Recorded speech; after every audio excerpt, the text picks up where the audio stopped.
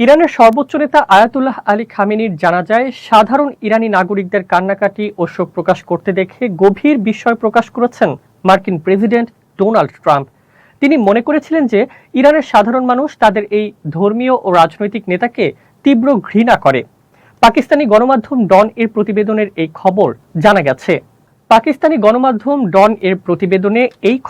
জানা গেছে।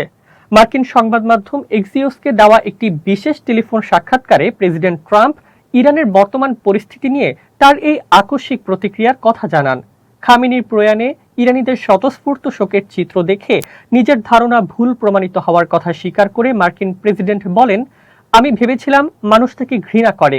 একই সাক্ষাৎকারে ট্রাম্প অত্যন্ত আক্রমণাত্মক সুরে দাবি করেন যে ওই শেষকৃত্যানুষ্ঠানে অংশ নেওয়া সমস্ত মানুষকে মুহূর্তের মধ্যে নিশ্চিহ্ন করে দেওয়ার সামরিক সক্ষমতা যুক্তরাষ্ট্রের রয়েছে।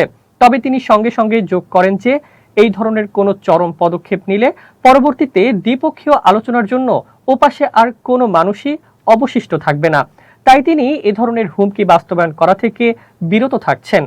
মার্কিন প্রেসিডেন্ট এক্সিওসকে আরও জানান যে উদ্ভূত পরিস্থিতিতে ইরান এবং যুক্তরাষ্ট্রের উভয় পক্ষই খামেনির শেষকৃত্যের আনুষ্ঠানিকতা শেষ না হওয়া পর্যন্ত দ্বিপক্ষীয় আলোচনা সাময়িকভাবে স্থগিত রাখার যৌথ সিদ্ধান্ত নিয়েছে। একটি সাময়িক যুদ্ধবিরতির ইঙ্গিত দিয়ে ট্রাম্প স্পষ্ট ভাষায় বলেন, শেষকৃত্যের এই অনুষ্ঠান চলাকালীন কোনো পক্ষই একে অপরের উপর কোনো ধরনের গুলিবর্ষণ বা সামরিক হামলা চালাবে না।